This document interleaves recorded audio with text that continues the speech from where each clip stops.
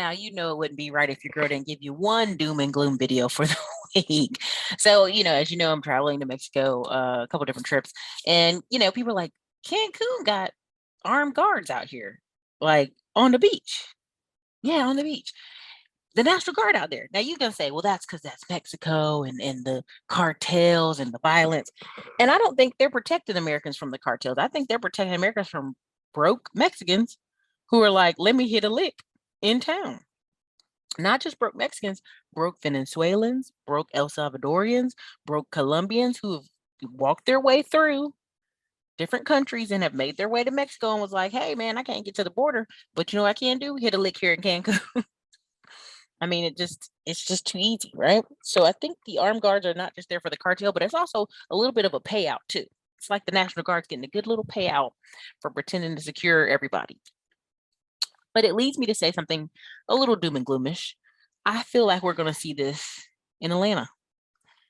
I feel like we're going to see this in parts of New York. I feel like we're going to see this in parts of Philly, really.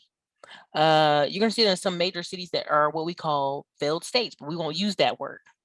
We'll talk about how the National Guard's just coming in to help. And what's going to happen is three things are going to happen. One, you're going to have a swelling of people joining the National Guard, the security element of it. People joining security teams because it's lucrative. They get paid by these government contracts by cities. And three, you're going to see people getting locked up. You're going to see a bunch of people get locked up. Now, Slim Thug did a great video and I responded to it. And he just said, when you realize some people still talking about doing jail stuff that could put you in prison, when it's all this opportunity out here, they slow. And he said it, not me. They slow. They can't read. They can't write. That's all they can do is this crime thing because really that's all they got. Right. So I brought this up because I thought, you know, this is crazy to see the National Guard and people are still taking photos and going on about their day. But this will become very normalized. If you've ever been to France, for a while in Paris, they had, you know, National Guard everywhere. You know, and what, you know, Paris is equivalent, I guess, of National Guard. And it was out there all over, right? And so it's just one of those things where it's going to be commonplace. These people are still out at the beach. They still going. They still laughing. They're not going to let no cutting up people ruin their vacation. And this is going to be the norm. Remember, people complain about New York when the stop and frisk.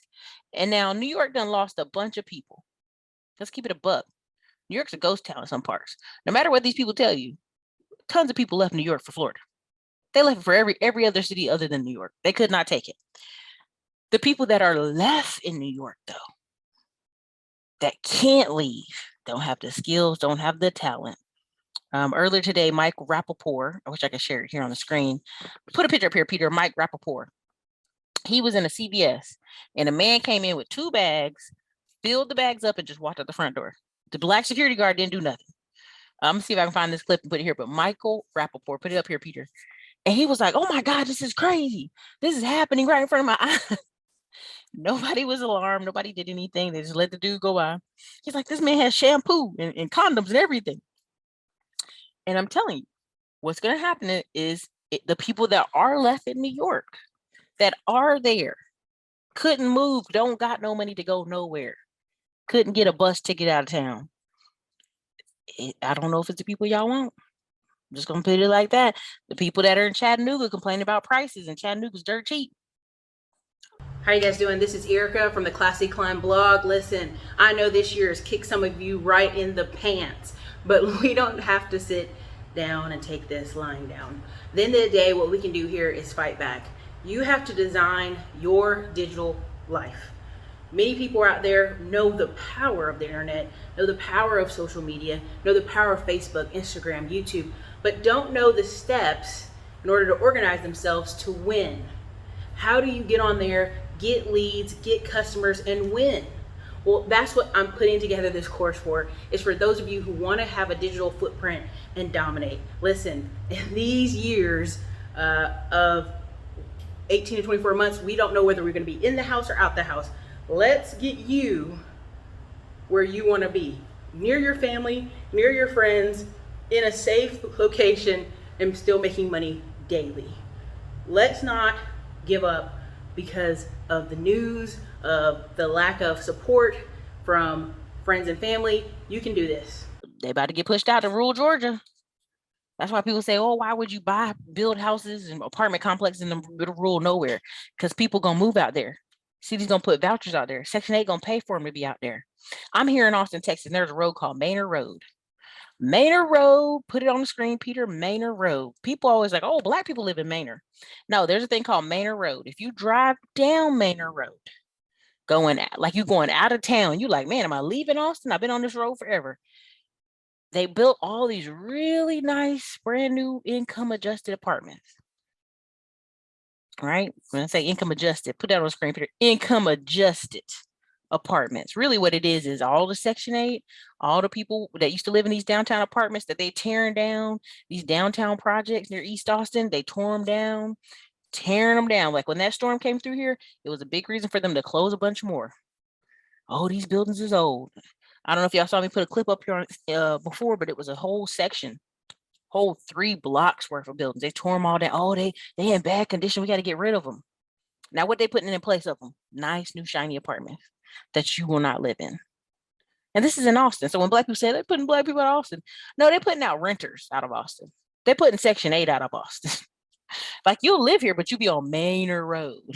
Now, here's the funny thing about Austin. They annexed another part of town that's Bee Caves. Put the word Bee Caves on the screen, Peter. BE Caves, literally. And it's so far, it's 30 minutes almost out of town. But they're calling a part of this one part Austin. Oh yeah, we got this.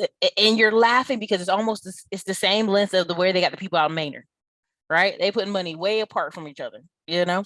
And so I see this happening more in major cities and people are going to just get used to it.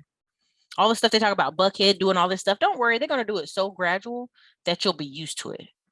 That you'll be like, oh, I drove past the police tonight in Buckhead, or I drove past the line.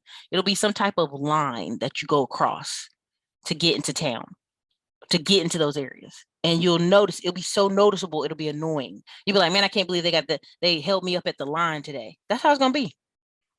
That's why people say, oh, what they going to do with all these homeless in Atlanta? Oh, they leaving. They're going to get y'all out. Don't worry. Give it a minute. They're going to push y'all right to the edge. So I want you to understand, don't laugh at Mexico. Don't laugh at Cancun. A lot of people live in Mexico. It's going to come here because you're having a mass of people who are not prepared and not prepared for a lot. Again, I make the joke about more people, you're going to see more people getting married because you will. And it'll because they have to. The biggest lie ever told is that all these Black women are around here single with no man in their home.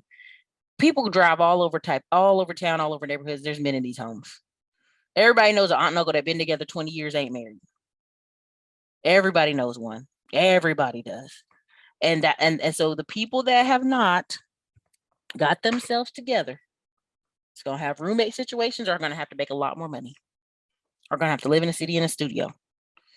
I'm just telling y'all what's coming is coming. Watch my Atlanta video. See how they getting ready to build Atlanta up. They're not building it up for y'all. They're not building up for $500 rent. This is my one doom and gloom video. I just had to put it out here. Just get used to what you're seeing. If you ever travel to Europe or Naples, Italy, or parts of Spain, you have the same thing going on, where people join the quotation marks National Guard, their country's version of that, and security to have a job and walk around with a PPP. So anyways, you guys, this is your girl Ericka from Classic Climb Blog. While I'm in Mexico, if I see some of this, I will record it from a distance with my cell phone and post it on the channel. All right, you guys, this is your girl. Later.